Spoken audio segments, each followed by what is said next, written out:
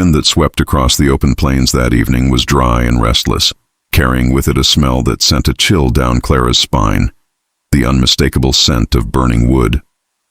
The sun had barely dipped below the ridge when she saw it, a column of smoke rising from the direction of the barn. For one heartbeat she stood still, frozen between disbelief and dread. Then she dropped the bucket she was carrying, water sloshing into the dirt, and ran. Her boots pounded against the ground, the hem of her dress catching on thorn and weed as she raced through the tall grass. The closer she got, the thicker the air became, smoky and bitter. Her lungs burned with every gasp. When she rounded the last fence post, the sight hit her like a blow. The barn, her family's old barn, the last piece of her father's land still standing, was engulfed in flames, and from inside came the piercing, panicked screams of her horse.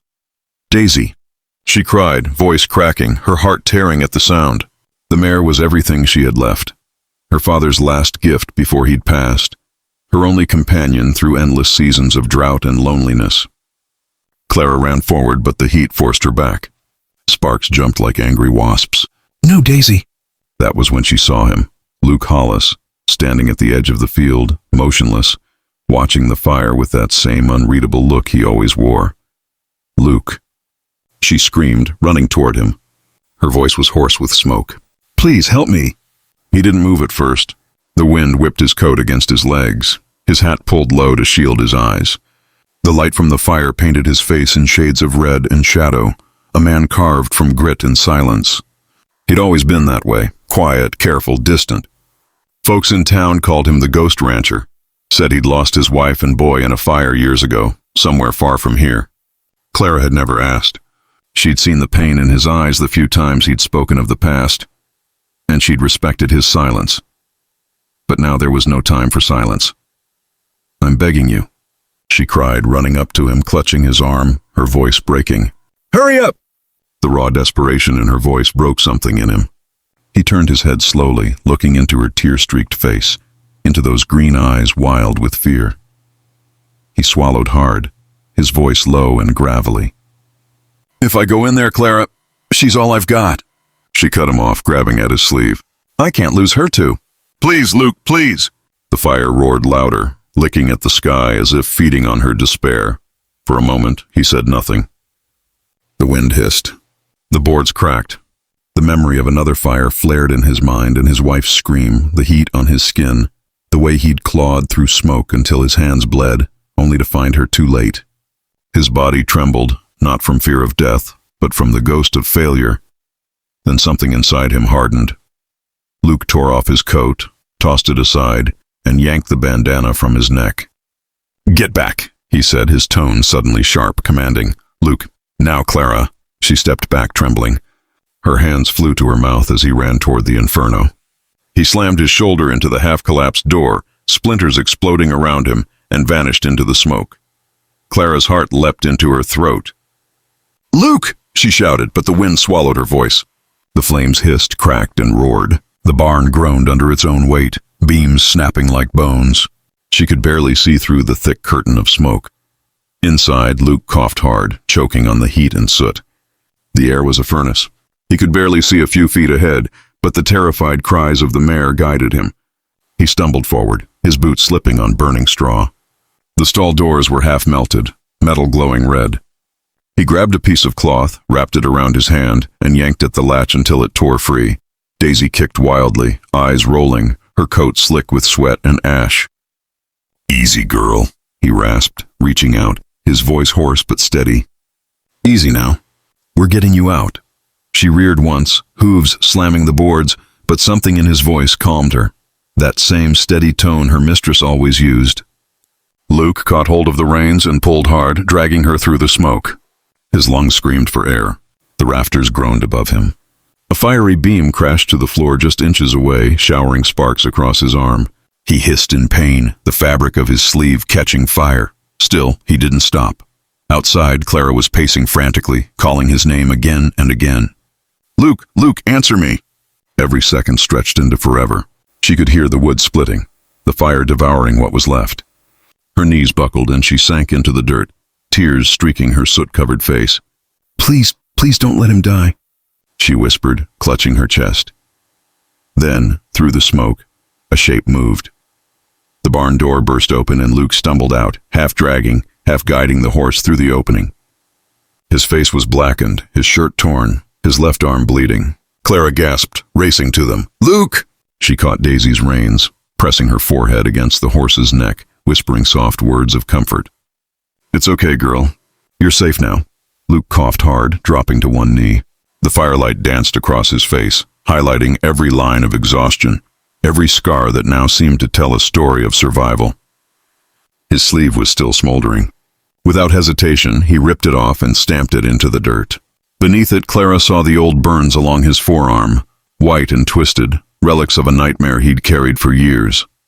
"Luke," she breathed, realizing the truth. It wasn't just a story, was it? What they said about you?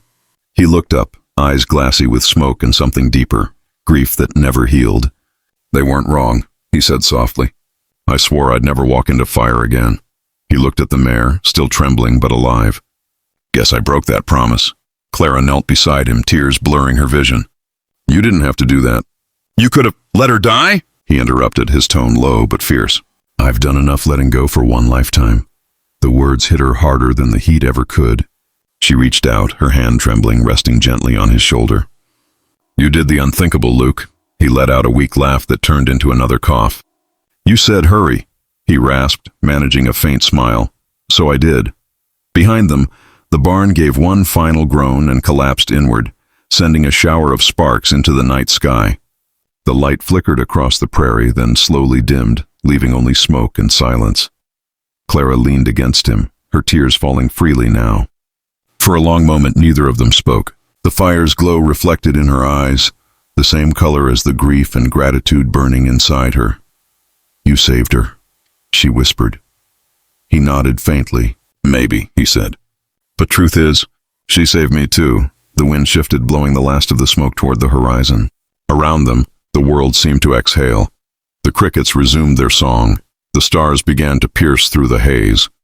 Luke sat there in the dirt, too tired to move, while Clara tended to Daisy, checking her legs and whispering soft comforts. Every so often she'd glance at him, her chest tightening at the sight of his burns, his hollow eyes, the way he carried the weight of more than one fire on his shoulders. When she was sure the mare was safe, she stood and walked to him. "Let me clean that," she said, gesturing to his arm. "It's nothing," he muttered. "Luke," she said firmly, kneeling beside him again. "Don't you dare say that after what you just did." He didn't argue this time. She tore a strip from her apron, soaked it with the water from the bucket she'd dropped earlier, and began wiping the ash and blood away from his arm. He flinched but didn't pull back. The smell of burnt cloth and smoke clung to him, but beneath it, she could still sense the faint scent of cedar and saddle oil, the scent of a man who belonged to the earth. When she finished, she tied the cloth gently around his arm. Their eyes met, his dark, hers bright, both full of something neither dared to name. "Why'd you come here, Luke?" she asked softly. "You've kept to yourself all this time." "Why now?" He hesitated, staring into the dying embers of the barn. "Because I heard you scream," he said finally, "and I couldn't stand still." Her breath hitched. There was something raw in his voice, something that told her this wasn't just about a horse or a fire. It was about a man finding the courage to face what he'd run from for years. They sat there as the night deepened, the only light now coming from the stars. The silence between them wasn't empty anymore. It was heavy with understanding. When Luke finally stood, unsteady but determined, Clara rose with him. She touched his arm lightly. "You could stay a while," she said, "at least until that arm heals." He looked at her, the faintest smile curving his smoke-stained lips.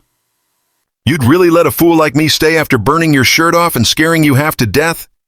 She smiled back, a tear slipping down her cheek. "You didn't scare me, Luke. You reminded me that some things are still worth saving." He nodded slowly, eyes softening. "Yeah," he murmured. "Some things are." The ranch was quiet again, the flames now just glowing coals. Daisy grazed nearby, calm at last. Clara turned to look at the wreckage. It was gone, but what mattered most had survived.